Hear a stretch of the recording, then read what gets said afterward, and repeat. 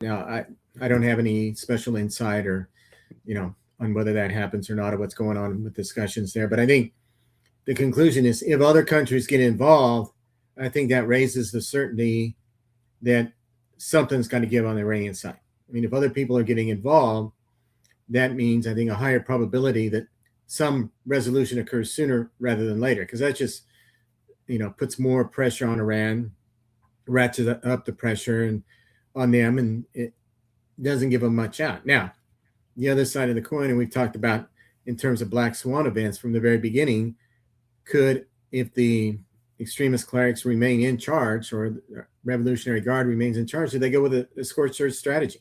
I mean, right now they don't seem to be very discriminatory in where they're sending missiles and what they're trying to bomb or attack, and it seems to be U.S. facilities and all the surrounding countries. But at some point, this is we said this is a holy war for them, and for the extremists. And do they remain in control and just go with a scorched earth strategy at the end of the day if they have no choice? And it's sort of like, we're so riding this to the grave.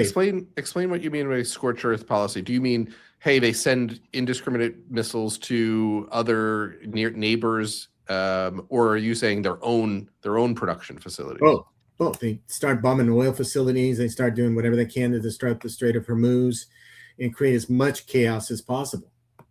And I think that's a little bit of their strategy here too, is that, the longer or more they can prolong this, the more pressure it puts on U.S. and Israel to keep this up. If you read the headlines, it's becoming less popular in the U.S. As far as Trump has been mentioned. We're almost a month into this, and it doesn't look like it's going to be a quick, easy, done and over in 10 days. Certainly wasn't the case. But it's interesting you say that. A little bit of this, them trying to put pressure to finally have other countries or the rest of the world or the U.S. come in and say, look, enough is enough. We got to stop this. This is just not going to be an endless war.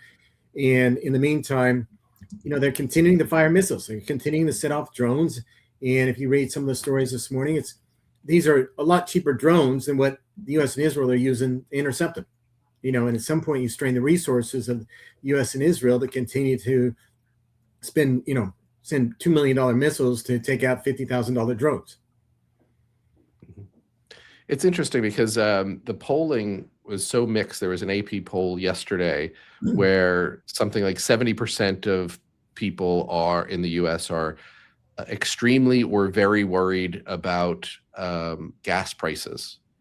But then they asked the same question of, hey, how worried are you about Iran obtaining nuclear weapons? And something, a very similar amount, like 70%, said, yes, they're very concerned about that. So it's tough to reconcile those two things. It is. I mean, and it's a big issue for Trump. You've got midterms coming up here later this year, and if this is ongoing for another month or 2 or 3, that's not good. And as far as opinion in the midterms, and that's why I think Trump is saying, look, either you come to the table, either we get something done, or come, this weekend we're going to bomb the hell out of you. I mean, if they don't come to the table, I think that's coming. He doesn't mess around.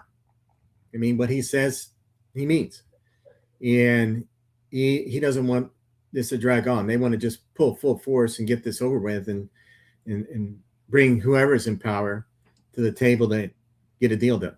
And it's still not clear who he's talking to.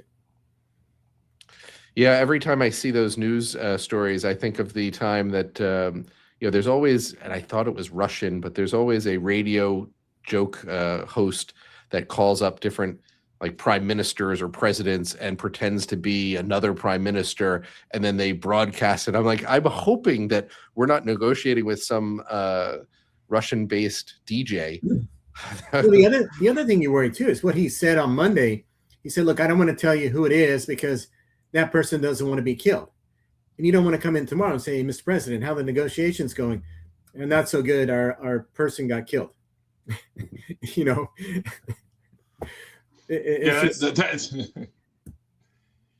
so, you definitely don't want to get getting promotions are great. But the last thing you want to do is be in the Iranian Republican Army and get a promotion at this point. Mm-hmm. So, Bob, is there anything on the curve that looks interesting to you either way? You know, I know oil vols high. Do you think that would you be selling puts at some point, or do you, would you sell calls, or where? Is there anything you would do, like just looking at the curve, like independent of stocks?